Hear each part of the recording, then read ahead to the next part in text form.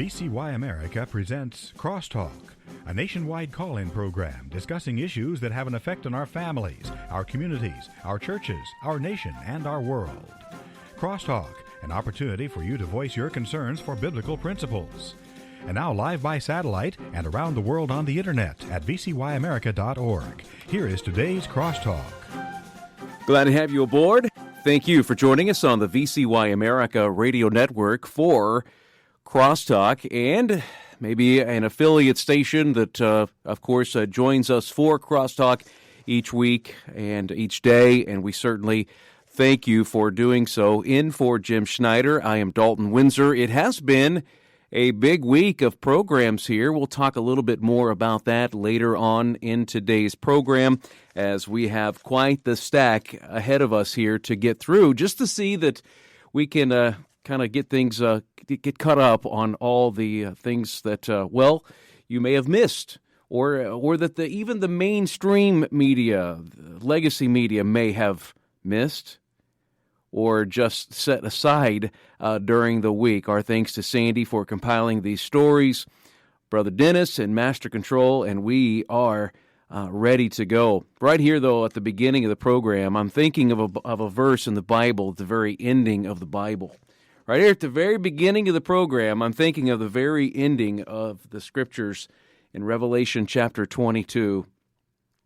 And you know the verse as well. He which testifieth these things saith, Surely I come quickly. Amen. Even so, come, Lord Jesus. And that is our heart's cry. And, you know, all of creation is certainly groaning, and we are waiting for his return, for his bride, for his church. Until then, we are told to occupy until he does come. We are to be salt, we are to be light, and by the grace of God, we go. Here on the top of the stack, just kind of getting us caught up on some of the things happening overseas. Washington Times reporting that Iran escalated tensions there in the Middle East on Wednesday. Iran really hitting another boiling point, bombing a Kuwaiti airport and targeting a U.S. fleet in Bahrain. This has been the biggest flare-up since the start of a ceasefire in April. U.S. military saying that it intercepted attempts to strike American bases overseas, but the attack on Kuwait International Airport did kill at least one civilian, an Indian national, and it did also wound dozens of others. Renewed violence and the prospect of an economic stalemate raised new questions about whether the Middle East ceasefire existed in name only, and whether negotiators could reach a deal to end the conflict. Donald Trump saying, I'd say in that part of the world, a ceasefire is when you're shooting in a more moderate manner. A ceasefire there is much different than a ceasefire in other parts of the world. President Trump working to approve a memorandum of understanding with Iran that would lift the U.S. blockade of Iranian ports and also reopen the Strait of Hormuz. The president, speaking to the New York Post, said that he would like to meet with Iran's supreme leader and talk about the conflict. Headline USA, Secretary of State Marco Rubio testified this week that U.S. negotiators have seen signs that Iran's new supreme leader has been engaged with negotiations despite not being seen publicly. Detailing the fractured Iranian leadership, Marco Rubio saying that U.S. negotiators have seen signs that Iran's supreme leader, Khamenei, who succeeded his father, has been engaged with negotiations, yes, despite not being seen publicly. The quote here saying, I would imagine, given what's happened to multiple leaders in that system, being very public is probably not something that's recommended for them internally. He says, I think there are indications out there he is increasingly engaging at some level, although all of his communications have been in writing and through intermediaries. Rubio said that any sanctions relief would have to come after major concession on the nuclear issue and the enriched uranium. Worthynews.com talking about Hezbollah Secretary General Naim Qassem on Thursday rejecting a U.S. brokered ceasefire framework between Israel and Lebanon, warning that the Iran-backed terrorist group would continue attacks as long as Israeli military operations continue in Lebanon. These remarks came after Israeli and Lebanese officials reportedly agreed in Washington to a ceasefire plan. Qassem said, "We have not given anyone a commitment not to resist aggression and respond to it. As long as the aggression continues, we will confront it with all the strength we possess." The Hezbollah leader said that any ceasefire must include a complete halt to Israeli military activity by air, land, and sea, the withdrawal of Israeli forces from Lebanon, the return of displaced civilians, and reconstruction efforts. Qassem also denounced U.S.-led diplomacy and rejected any effort to disarm Hezbollah, calling direct negotiations with Israel a farce. Fighting did continue Thursday despite the diplomatic push. Hezbollah launched rockets toward Israeli troops in Lebanon while sirens sounded across northern Israel. This from Washington Times, dated June 3. Yeah, did you notice? We rolled right into the month of June. The annual calendar these days looks a little more like this, or at least it feels like this. January, June, December. Time seems to be going that fast as we deal with calendars and dates and schedules and we look at where we are. It is unbelievable that we're working this far into 2026. But yes, this one from Wednesday this week from Washington Times, bringing things a little closer to home. A California tech CEO is facing 20 years in prison after allegedly earning millions by selling U.S. origin computer networking equipment to Iran's military and nuclear establishments. This from a Justice Department official. Jamshid Gomi, 63, was charged Wednesday with conspiracy to violate the International Emergency Economic Powers Act. Prosecutors say from the years 2011 to 2015. Now, you think back there, that's a little further back than it feels like. Prosecutors say from 2011 to 2015, Mr. Gomi used his own eBay and PayPal accounts to make more than 400 purchases of computer networking equipment. He had the material shipped to intermediaries in the United Arab Emirates. Mr. Gomi is accused of negotiating the 2023 purchase of networking equipment directly with suppliers in Minnesota and Nebraska, then routing the purchases through a front company in the United Arab Emirates and onto Iran. Then, from the years 2014 to 2018, prosecutors say that he arranged the smuggling of more than 275 tons of network equipment into Iran. So that's a big headline there. All under investigation of a California tech CEO. From hotair.com. The House on Wednesday voted to direct President Trump to withdraw U.S. forces from the conflict with Iran or win approval from Congress to continue the war, after 4 Republicans sided with Democrats in a striking sign of growing opposition to a military campaign now in its 4th month. The vote was 215 to 208 to adopt the War Powers Resolution, sending it to the Senate. Even if it were to pass both chambers, the ability of lawmakers to force a president to withdraw troops remains a contested legal question. Right now, it doesn't appear likely to pass the Senate. Even if it were, however, the president has another option rather than going to court. Like any bill or joint resolution, the president would have the option of vetoing the measure.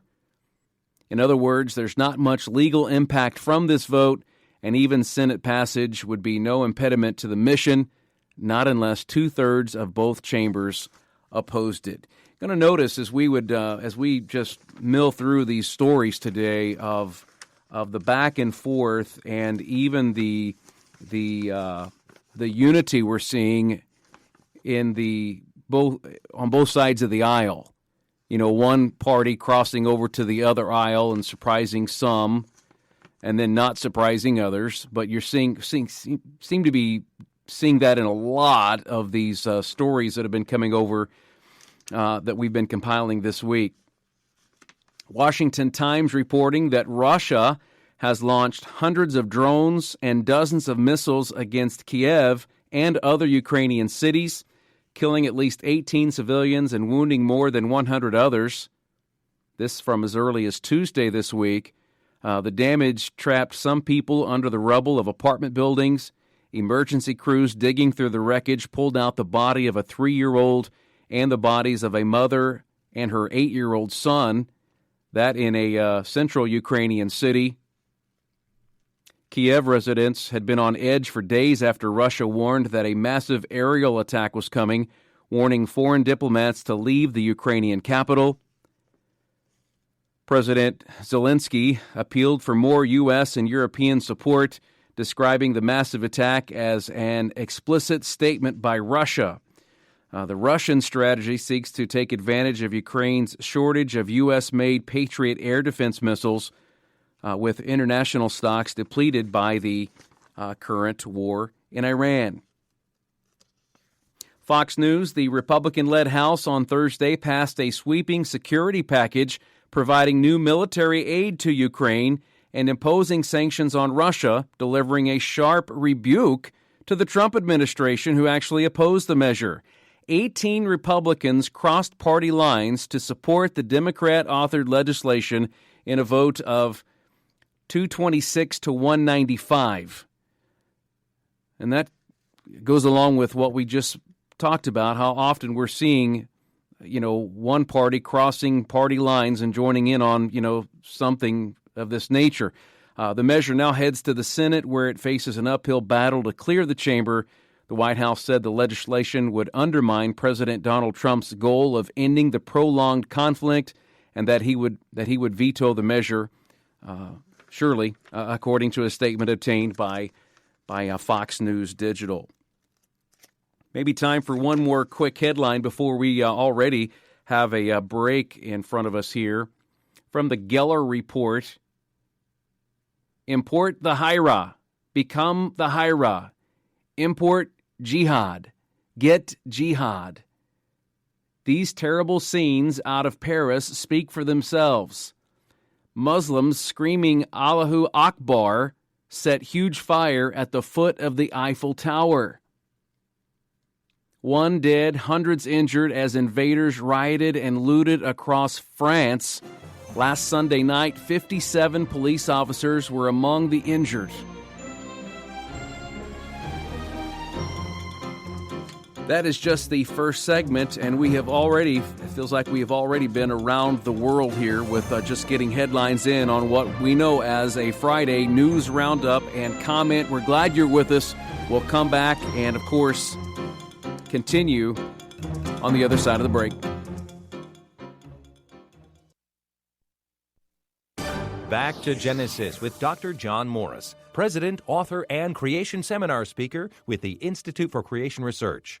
Dr. Morris, was the ark big enough to carry all the animals that needed to be on board? Most assuredly it was, Chris. The ark was even bigger than it needed to be. Carefully estimating how many different kinds of animals there were before the flood and the average size, we see that the ark was more than sufficient for the task. In fact, it probably could have carried many more animals. I suspect that it also could have carried many more humans, too.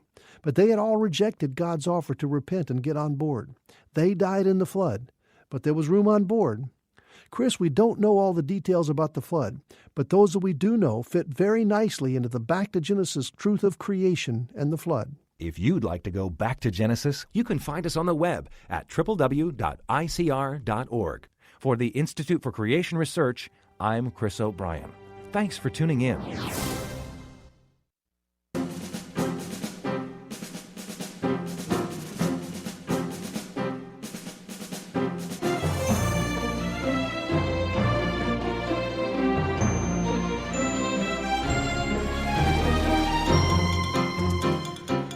And back with more of these headlines. Thanks again for joining us on Crosstalk. The U.S. this week discussing whether to deploy nuclear weapons in additional European NATO states.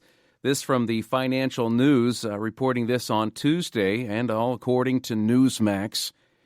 U.S. officials have signaled openness to additional deployments beyond the existing 6 countries hosting nuclear-capable bombers.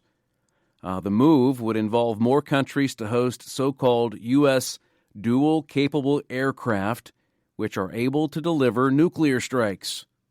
Countries on NATO's eastern flank, including Poland and some Baltic states, were interested in potentially hosting these DCA bases, DCA being a dual-capable aircraft.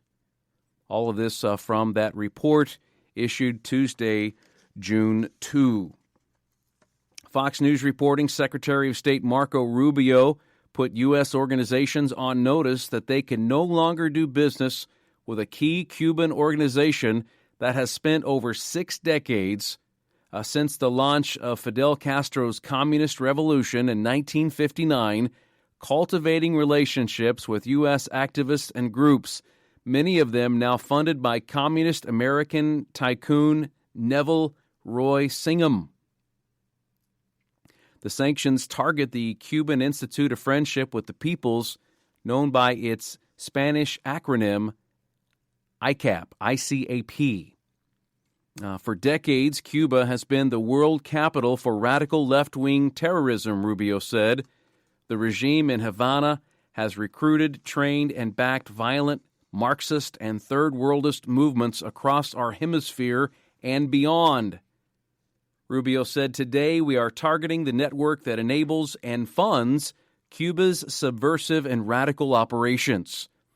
The groups working closely with ICAP include the People's Forum, Code Pink, Breakthrough News, and Tricontinental, all funded by Singham, a Marxist tech tycoon living in Shanghai. As reported, Singham has pumped $285 million into nonprofits since 2017 that have built very close relationships with ICAP and the Communist Government of Cuba. Again, this ICAP, a Spanish acronym for Cuban Institute of Friendship with the Peoples, is one of 5 entities that Rubio designates as off-limits. The sanctions also target Cuba's Ministry of the Revolutionary Armed Forces, the Committee for the Defense of the Revolution, and there's several more things listed here, all of this which has arranged trips to Cuba with U.S. nonprofits in this Singham network. Liberty Nation, a big win for Donald Trump in the Senate, but it's not a total victory. After pulling an all-nighter, the Senate passed the reconciliation bill to fund ICE and Border Patrol through the end of Donald Trump's presidency. This is just new out today. Finishing up just before 5 a.m. Eastern Time today, lawmakers passed the bill without accepting any amendments. The bill passed 52 to 47. Among the 24 attempts at amendment were numerous tries to revoke or redirect President Trump's $1.776 billion IRS settlement fund, block funding for the White House Ballroom Project, and an attempt at passing the SAVE Act through reconciliation, all of which failed. Again, the headline, what did it say? A big win for Trump in the Senate, but not a total victory. Well, you win some, you lose some, you take what you can. That again from Liberty Nation earlier today. Was wondering, and yes, Sandy has this one inside the pile here, was wondering if we would have time to mention this one. And Western Journal reporting, former National Security Advisor John Bolton. Remember John? And John wrote a book several years ago, and he was National Security Advisor during Donald Trump's first presidency, his first term. And then he wrote a book and said lots of things. And, well, former National Security Advisor John Bolton pled guilty to mishandling classified materials. This from CNN on Thursday. They were citing anonymous sources. According to this, John Bolton has agreed to pay a fine of more than $2 million and plead guilty to a single count of illegal retention of sensitive national security documents. On that count, John Bolton can face a prison sentence of up to 60 months. Many would say he did a lot of damage at a very important time in our nation's history, and as we were going about, and many were considering whether or not to truly vote for a second Donald Trump presidency, and how this former national security advisor had turned on a former president, and, well, interesting to see where that one will go. Speaking of President Trump, WorldNet Daily reporting, and something that the president announced on his Truth Social. This came out on Tuesday, that the White House Correspondents' Dinner, which was cut short back in April due to that assassination attempt that we all remember, the latest one, that event has now been, the event this time will be held at the Waldorf Astoria in the nation's capital. So they have it. If you remember, President Trump wanted to just go ahead and continue with the night, but they all decided that they would reschedule, and the event this time being held at the Waldorf Astoria.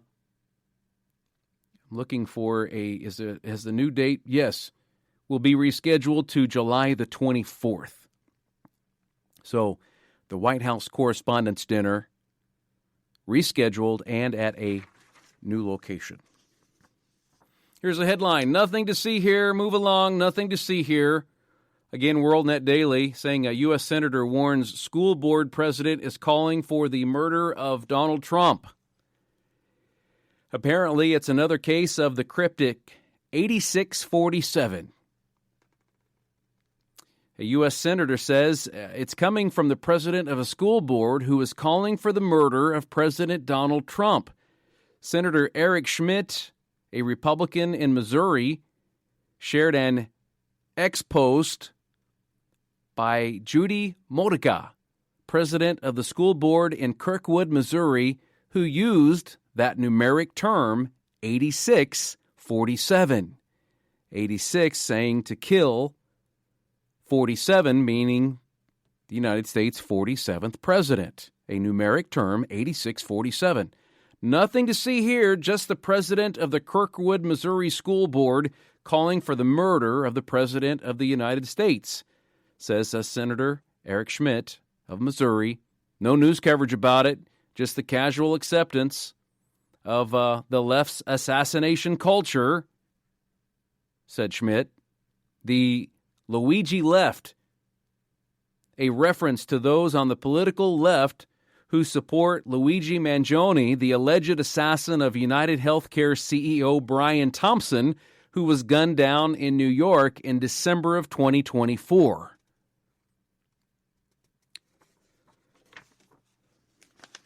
My. Just the News reporting. Here are the Republicans who won their respective primaries last Tuesday night. Americans in 6 states voted in their respective primaries Tuesday night in Senate, House, and gubernatorial races. Primaries took place in California, Iowa, Montana, New Jersey, New Mexico, and South Dakota. Some of the Republican nominees in Senate races as of Tuesday night, Iowa GOP Representative Ashley Hinson, who secured President Donald Trump's endorsement last year, won the Republican nomination for Senate. Senator Mike Rounds, who is seeking re-election, won his primary in South Dakota.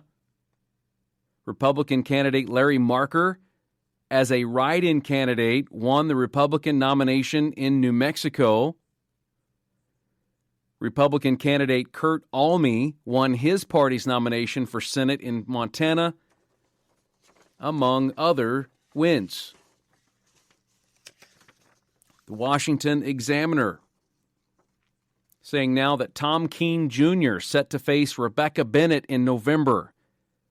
Representative Keene, Republican of New Jersey, won renomination as the Republican nominee for New Jersey's 7th Congressional District after Tuesday night's primaries, despite an unspecified medical issue that kept him out of the public eye for months.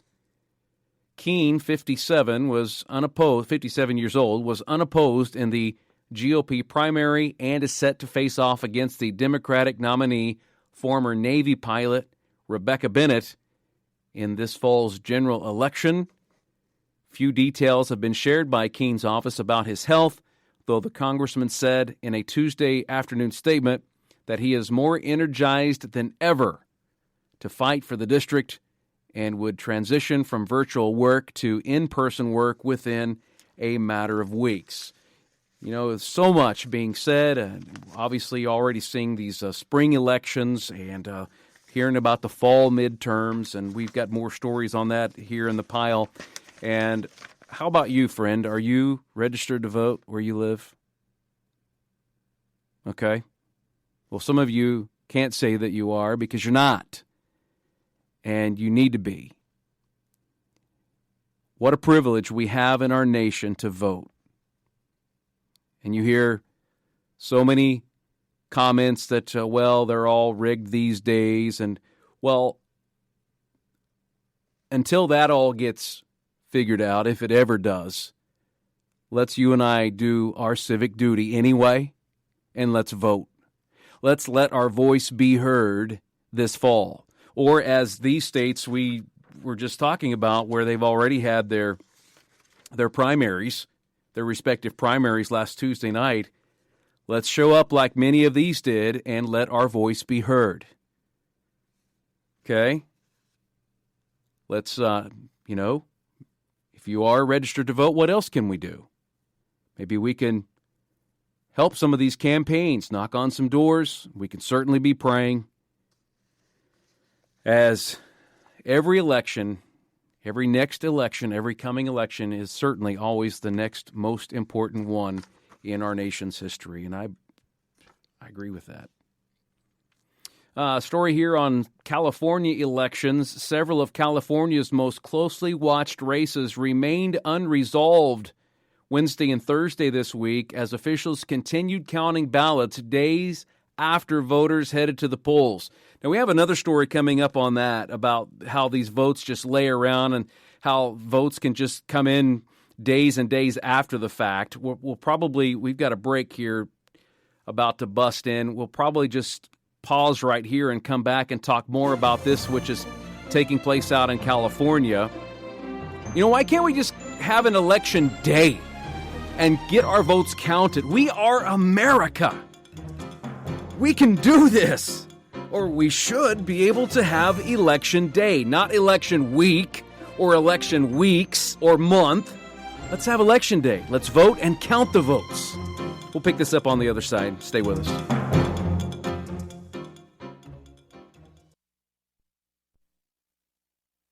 It has been said, bad politicians are elected by good people who don't vote. Every election cycle gets more intense, and there is much at stake. Often there are questions, how should I vote? Why should I vote? And who should vote? In the book, The Bible and Your Vote, Dr. Andy Woods addresses these questions so every Christian can vote with confidence, no matter who or what is on the ballot. The Bible and Your Vote offers biblical and historical insights on 5 key categories: economics, social issues, climate, power and personal rights, and foreign policy. These timeless principles will help you quickly identify candidates whose character or agenda best reflects biblical values. VCY is offering The Bible and Your Vote for a donation of $15 or more. Call 1-800-729-9829.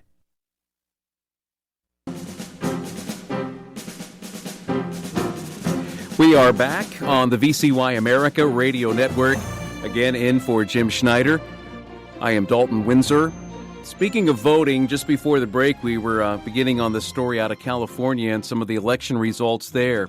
Back on Tuesday this week, we had a revisit of a program here on Crosstalk from earlier this year, and it was called The Bible and Your Vote.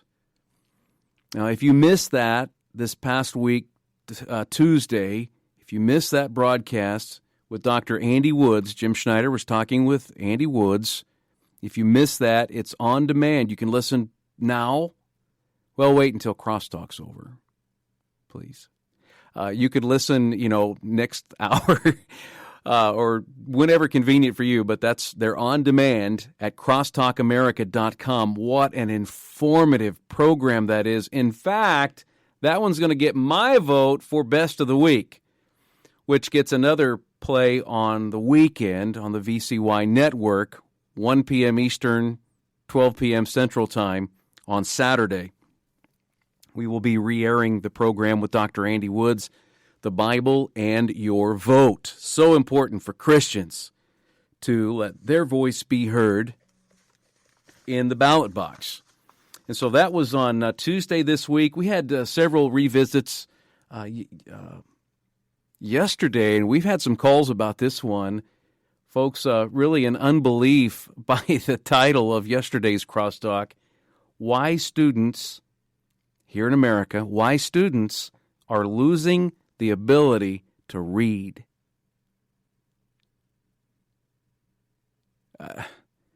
That's the headline. That's the title of the program yesterday. You want to revisit that one too. You have kids, you have grandkids. Are they not being taught how to read? What is going on? And so many would contend all of this by design. When you hear someone say, pray for our country, when I hear someone say, pray for America, I thank them for the reminder. We need to be in prayer for our country. And that was really a big week of some revisits. You can see them all, listen to them all at crosstalkamerica.com. crosstalkamerica.com. So the story out of California, several of California's most closely watched races remained unresolved Wednesday and Thursday. They're still counting ballots. Among the contests still awaiting final results are the race to replace Governor Gavin Newsom, who has termed out. Wonder what he's going to do in the next couple of years. And also replacing high-profile Los Angeles mayor. So you had a couple of things there going on. And as of Thursday morning, Republican Steve Hilton held the lead in California's gubernatorial primary with roughly 28% of the vote. Former Health and Human Services Secretary Javier Becerra was running second with approximately 25%, while billionaire Democrat Tom Steyer followed with about 20%. The L.A. mayor race also remained too close to call, although incumbent Mayor Karen Bass has already secured a place in the November runoff. Spencer Pratt was holding second place as additional ballots continued to be processed.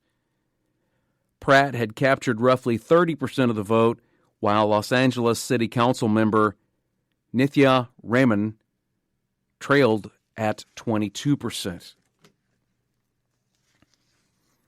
Here's a story out of Orange County, California. Over 800,000 inactive voters are on the rolls there.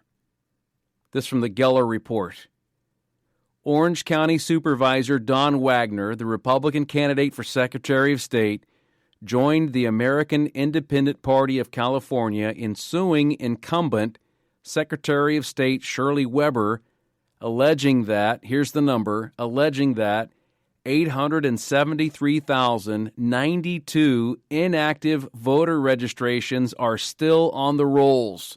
The complaint, filed through conservative voting watchdog organization Judicial Watch, claims the Democrat Weber is in violation of federal law that requires most inactive voter registrations to be removed after 2 general federal elections. Instead, more than 800,000 registrations have remained inactive and on the rolls for at least 3 elections, with 151,202 on the rolls after at least 4 consecutive elections. That's from what this suit claims. The lawsuit also alleges that the state takes no effective action to require counties to fix the issue, citing admissions by California officials. Here's something else going on in California. Records confirm 26 people. Doesn't sound like much, but let's dig deeper. Records confirm 26 people are registered to vote at a porta potty. A internet commentator, Benny Johnson, maybe you are familiar with him, has given this report. Yo, what's up, guys? We're outside of a very important place here in California. You'll see it's just home to a porta-john and a giant empty parking lot. But inside of this empty parking lot is something really important in the state of California. As you can see here, we have registered voters. 26 registered voters for this exact location, 100 Sunset Avenue in Venice. 26 registered voters. Right here, according to the registrar and the Secretary of State. 26 people registered to a porta-john and an empty parking lot. Where do their ballots go exactly? Where's the mailbox, right? Democrats. Ooh, 19% Republicans registered here. We got to sprinkle some Republicans into the fraud. That's how it works, though, guys, here. That's how it works. There you go. That's how the voter fraud operation starts and ends. So who's picking up the ballots? Who's voting for the people in this lovely porta-john empty lot? That's the question. I think you know the answer. Again, podcaster, commentator Benny Johnson reporting, and he went on to say, this is just a glimpse of what's happening under Gavin Newsom. This is why California desperately needs voter ID and why we must pass the SAVE Act now.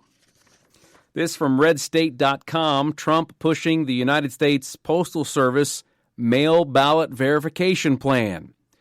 Last week, Friday, the U.S. Postal Service proposed sweeping new rules that would require states to submit voter names, addresses, and unique ballot barcodes for federal elections, giving the federal government real teeth in verifying that mail ballots are going to and coming back from actual eligible voters. Trump signed the underlying executive order himself. Senior Associate Counsel to the President, Will Scharf, laid out the problem, saying, we're going to take federal data, we're going to ensure that each state's election officials are provided with a comprehensive view of who the eligible voters in their jurisdiction actually are, allowing them to properly verify that everybody voting in their elections is legally able to vote.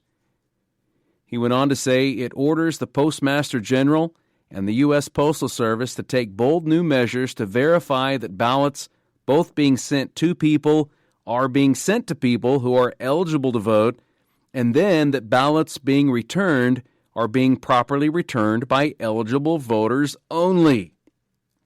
The rule would also require standardized election mail logos, envelope design reviews, and state-specific participation lists managed through a new federal ballot mail portal. Previously, local election offices determined voter eligibility, maintained mail voter lists, designed ballot packets, and handed them off to USPS for delivery with essentially no federal oversight. The Postal Service goes from passive vendor to active gatekeeper, and that's exactly the point. Will they be able to get that one done? And,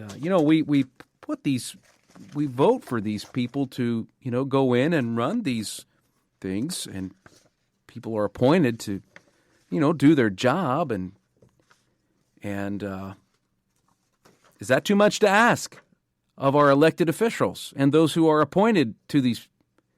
I mean, it's not like you and I can go and verify these things. Somebody's got to do that, though. It's just like that story in California. How can over 800,000 inactive voters still be on the rolls? And you say, well, it was an oversight. Well, or is it just by design that way? Oh, we've got, we always have an extra 800,000 votes over here. Well, I mean, someone could imply that. I'm not, of course, but someone could imply that. Epoch Times this week reporting Supreme Court allowing the state of Alabama, to use GOP-friendly congressional map in midterms. The Supreme Court Tuesday clearing the way for Alabama to use a congressional map that would eliminate 2 majority black districts and could benefit Republicans in the midterms. The Supreme Court, in a 6-3 decision, stayed a lower court ruling that had blocked Alabama from using the map. The lower court had previously ruled that the map intentionally discriminated against black voters. In a June 2 unsigned ruling, the justices said the state had made a strong showing of irreparable harm. Before the break, let's look at this one, or let's show you this one, you in the Show Me State. This past week, Missouri Senator Josh Hawley showing Missourians where his real allegiance lies. This is upsetting. This is from the Gateway Pundit. We've featured different clips and audio of Senator Hawley on this program. Always a stand-up guy. But according to this, he's not going to get by with this one. On Tuesday, May 26th, the day after Memorial Day, Josh Hawley presided over a brief pro forma Senate session. The procedural move of gaveling in session the Senate and then quickly gaveling out the session prevents President Trump from making recess appointments. Unfortunately, this stunt by Hawley to impress John Thune and Mitch McConnell did not gain much media attention. Again, that one from the Gateway Pundit. I hope they're wrong on that. Great state of Missouri and, stand-up guy from what so many would agree with what Josh Hawley has stood for. But if this is correct, that's not what a lot of people, of course, would want to hear. Here is a quick one here from the Wall Street Journal editorial board recently saying Democrats are likely to retake the House and maybe the Senate in November, which is reason to ask, what would they do with that power? One emerging answer is that they seem determined to blow up the Supreme Court. A comment here from Representative Hakeem Jeffries. And there's the music. We will pause. We'll come back with that comment from Jeffries. Not that we want to share it, but it's here. We'll find out what it is. Stay with us. Our final segment already. Wow.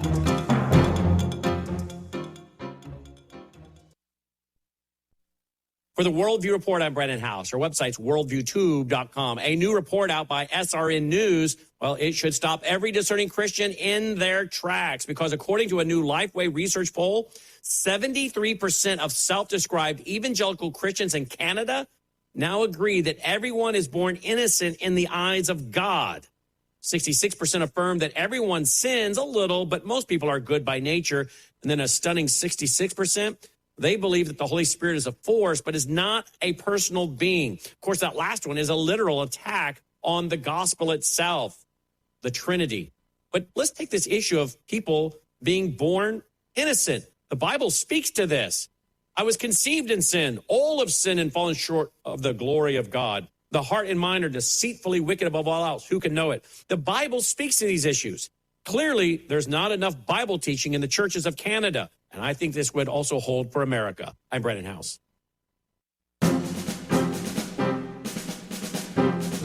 And yes, final segment here. Thanks for staying with us. We spent quite a bit of time looking back over some of the election results and such from this past week.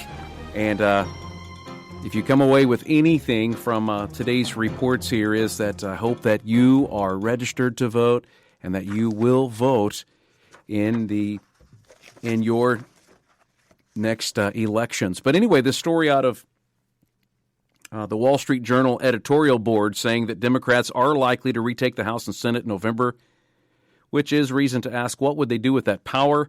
One emerging answer is that they seem determined to blow up the Supreme Court. Representative Hakeem Jeffrey saying the Supreme Court is a disgrace. That's what he said back in April. Again, that's why we were wondering if we should even report that comment. But in the new Congress, we're going to have to do something about the Supreme Court. And let me be very clear. Everything is on the table, he said. Everything to deal with this corrupt MAGA majority. Of course, long has been the accusation that the Democrats, you remember when Donald Trump was talking with, debating Joe Biden and saying, are you going to pack the court, Joe? You going to pack the court? So this goes on to say he's serious, and his agent for this task is Maryland Representative Jamie Raskin, who is already making an argument to pack the court with 4 new justices. Why 4? Mr. Raskin has an explanation saying there are 13 federal circuits in America, and traditionally the Supreme Court has been made up of the number of justices equal to the number of circuits. The real reason Democrats want 13 justices is that it's the number required to tilt the court left under a new 7-6 majority. We're just gonna press ahead here. There's so many more stories, but kind of want to end on some positive notes here, and some of the stories. This one here, not positive at all. But New York Democrats passing a bill that would strip the word mother from state law and replace it with the biologically bogus term gestating parent. Instead of saying Happy Mother's Day, they would be saying Happy Gestating Parent Day. Good grief. The legislation, they seriously passed this in New York. The legislation, Senate Bill 9316, would also change the name father, small f, father, to non-gestating parent. So coming up this month will be Happy Non-Gestating Parent Day, formerly known as Father's Day. It's our tax dollars at work here, friends. These are the things that they are working on. Again, there are so many stories here as we're wrapping up. I promised you a positive. I like what I'm seeing here. The Daily Citizen reporting prayer, perfect complementary medicine. And you've been listening at all this hour. You know that our nation needs prayer. The church needs prayer. Researchers from the University of Maryland School of Medicine worked with 180 patients who had reported suffering from moderate to severe anxiety and even pain, some struggling with both. Representatives from the school's Department of Family and Community Medicine split the group in half. They assigned 90 patients to relax in a room with soothing music. Then they took the other 90, inviting them to visit with a minister who prayed with them in person for 5 minutes. School representatives met with each person immediately following their sessions and then again 2 and 6 weeks later. What did they find? While individuals in both groups showed improvement, those who were prayed for in person saw the greatest reduction in symptoms. There is power in prayer. And it doesn't cost a thing. All of it made possible at the cross of Jesus Christ and the access we have to the master physician. And here's some proof from this story from the Daily Citizen on the power of prayer. Little biblical story here. Researchers with an international team of academics have recently recovered 42 lost pages from an early New Testament manuscripts of St. Paul. University of Glasgow researchers recently recovered lost manuscripts of the letters of St. Paul after they were disassembled at the Great Lavra Monastery on Mount Athos, Greece, 13th century. Since then, the surviving fragments have been scattered across libraries throughout Europe. The university research team, led by Professor Garrick Allen, explained that the manuscripts themselves had already been re-inked over time. The chemicals in the new ink caused offset damage to facing pages, but using new imaging technology, researchers employed multispectral imaging to process the ghost text that no longer appears to the naked eye. This allows experts to retrieve multiple pages of information from every single physical page. And I know that Sandy had an article here that she definitely said, get this one on as a final article of the day. Thank you, Sandy, for compiling so many stories for us each week. God willing, Jim will be back with us on Monday. This from liveaction.org. End with definitely an upswing here.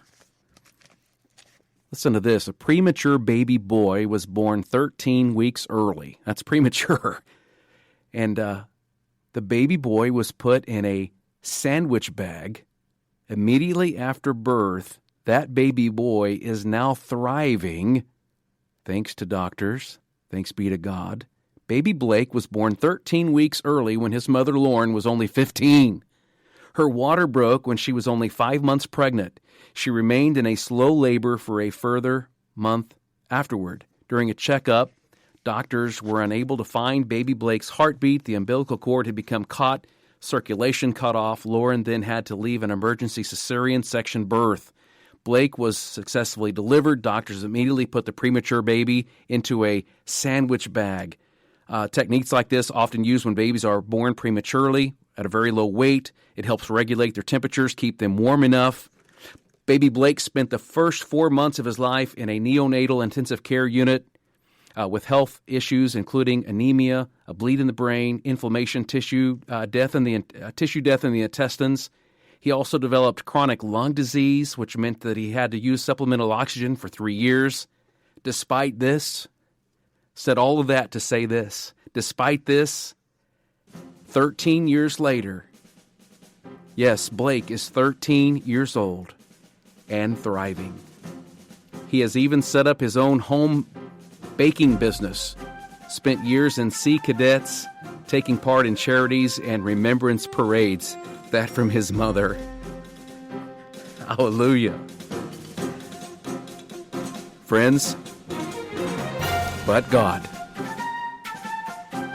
Thank you for coming along. May God be praised. You've been listening to Crosstalk via satellite and the internet from VCY America. Views expressed may or may not be those of this station. For a CD of today's program, send a donation of $6 or more to VCY Take Ministry, 3434 West Kilbourne Avenue, Milwaukee, Wisconsin, 53208. Or download by RSS or podcast from crosstalkamerica.com. And join us again for Crosstalk.